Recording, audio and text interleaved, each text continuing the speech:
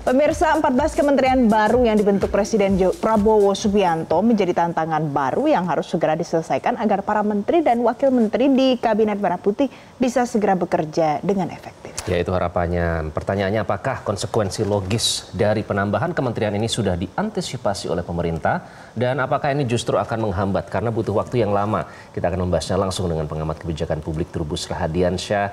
Pak Trubus, selamat pagi Pak. Pagi Pak Trubus, sehat Pak Trubus? Sehat selalu.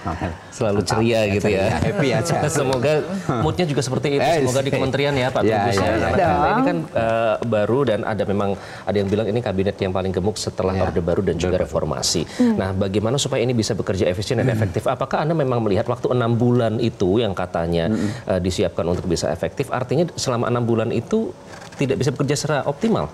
Iya, kalau lihat istilahnya pemecahan dari berbagai kementerian itu, maka potensinya kan ada tarik-menarik kewenangan, ekosektoral, kemudian juga ya potensi konfliknya tinggi gitu, karena kan masing-masing mempertahankan istilahnya ya tupoksinya itu kan, tugas pokok fungsinya.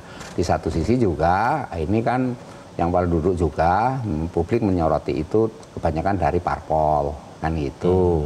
Nah, parpol ini kan punya agenda sendiri-sendiri, namanya parpol. Apalagi ada parpol yang tidak masuk di parlemen, nggak ada, tapi di sini ada. Lah ini kan juga menjadi tantangan. Tetapi kita percaya bahwa Pak Prabowo mampu sudah mempertimbangkan banyak hal mestinya ketika memecah begitu banyak kementerian, ada 22 kalau nggak salah kementerian yang dipecah itu, dari catatan-catatan itu, dan jumlahnya cukup banyak sehingga yang muncul adalah harapan publik sih sebenarnya segera bekerja, dan ini Pak Prabowo kelihatannya maunya fokus terus sudah bekerja gitu. Tapi melihat pengalaman sebelumnya, Mas, itu ya kita dulu ada kementerian Kemendikbud, ya Kemendikbud di era Pak Jokowi periode pertama. Kemendikbud itu dipecah jadi Kemendikbudnya sendiri dengan ada Kemenristek Dikti.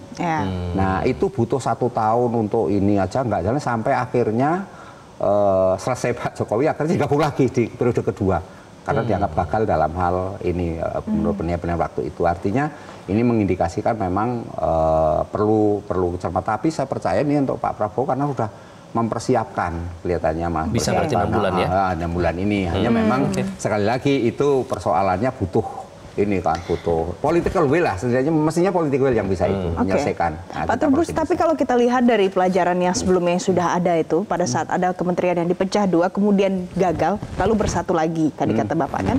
Nah itu pelajarannya apa yang bisa diambil? Apakah itu permasalahannya hanya karena sarana prasarana, nggak punya kantor, atau masalah sumber daya manusianya, atau apa Pak? Iya, kalau saya lihat sih dulu masalahnya kompleks ya, ada kaitannya dengan tumpang tindih kebijakan, misalnya seperti itu.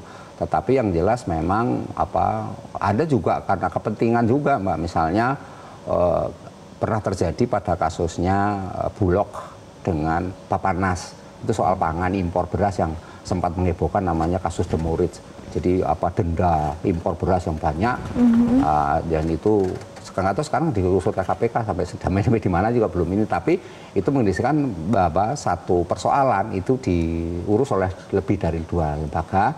Itu sering terjadi. Kan ada Kementerian Pertanian, ada Bulog, ada Badan Pangan Nasional, bahkan satu baru sekarang Badan Gizi Nasional. Nah, ini kan masih kaitan dengan ini juga. Nah, ini tinggal bagaimana sebenarnya memetakan agar tidak terjadi istilahnya tarik-menarik, tumpang tindih kebijakan, kemudian istilahnya ya gontok-gontokan itu harus dibenahi. Tapi memang itu semuanya nanti karena sistem presidensial, saya percaya Pak Prabowo mampu untuk itu, untuk melakukan ini. Nah ini memang tentu ada usulan juga bagaimana kalau diuji coba, ini kelihatannya lagi uji coba nanti sampai akan tetap hands on berarti ya Pak Prabowo. Yang sebenarnya Pak Prabowo bilang nanti ini supaya fokus, efektif serta taktis katanya Pak. Tapi kalau tadi saya menangkap dari pernyataan Anda, ada kemungkinan justru tumpang tindih kewenangan dengan semakin banyaknya pos-pos ini. Iya, kalau nanti cepat dalam membuat kebijakan regulasinya sudah dengar-dengar sih sudah waktu ini di Kemenpan RB itu sudah dipetakan termasuk di dalam tupoksinya. Makanya sekarang begitu kementerian dibentuk sudah ada tupoksinya. Tetapi kan itu sifatnya baru istilahnya kerangka umum kan gitu. Nah, ketika nanti sudah sifatnya teknis, tentu ini membutuhkan iya dukungan anggaran juga yang penting itu Mbak, Mas Mbak. Karena misalnya gini ya, ini kan belakangan muncul, misalnya ada baru namanya Kementerian HAM, itu pecahan dari Kemenkumham. Kemudian kan dipecah jadi 3, jadi Kementerian Hukum, Kementerian HAM, dan salah satu Kementerian Imigrasi dan Lembaga Pemasyarakatan. Nah, untuk HAM ini kan sudah muncul bahwa anggarannya cuman berapa 64 miliar gitu, jadi minta sebalik jadi 20 triliun. Selama ini kan Kemenkumham sendiri di APBN yang terbaru 2024 itu anggarannya cuma 18,3 triliun. Itu anggarannya. Nah, artinya ketika ini Kementerian HAM aja minta 20 triliun, berarti kan yang lain juga pasti yang lainnya mesti akan untuk ini. Secara keseluruhan juga akan membengkak ya Pak?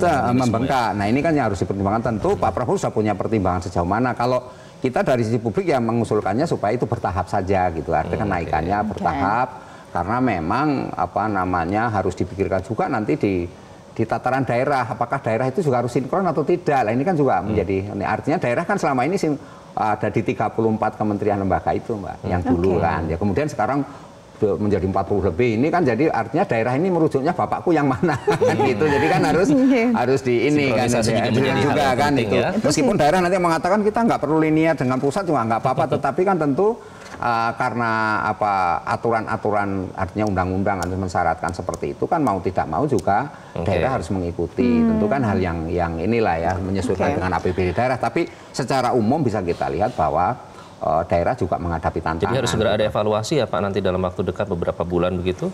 Ya kalau usulan-usulan dari berbagai ini sih di media beberapa itu mengusulkan memang ada dilihat dulu selama 6 bulan sampai 1 tahun ini kira-kira seperti apa. Kalau memang ini ya perlu di ini kan kalau misalnya nggak jalan-jalan misalnya pelayanan publiknya jadi lama karena kan rumitnya itu di ini masalah birokrasi. Nah itu 1 tahun butuh untuk persiapan internal tapi tetap bisa bekerja untuk masyarakat kan Pak? Ya itulah yang diharapkan kan seperti itu. Kalau kementeriannya memang sudah running, kan hanya memecah saja. Misalnya kayak Kementerian Hukum tadi kan dulunya kan sudah ada hanya dirjen HAM, dirjen Lapas, dirjen ini, kemudian bisa jadi, kan artinya sudah jalan, kan gitu. Nah ini sejalan. Sekarang persoalannya ketika itu baru.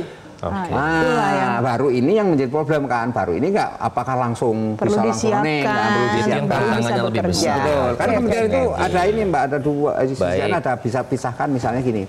Ada kementerian yang bisa cari cuan, memang investasi, tapi ada kementerian yang hanya ngabisin anggaran. Baik, kita lihat semoga tidak menghabiskan anggaran dan benar-benar bekerja untuk masyarakat. Pak Trubus, terima kasih. Sayang sekali waktu kita terbatas. Nanti kita ngobrol lagi di kesempatan selanjutnya ya. Terima kasih Pak Trubus. Terima kasih Pak. Jelajahi cara baru mendapatkan informasi. Download Metro TV Extend sekarang.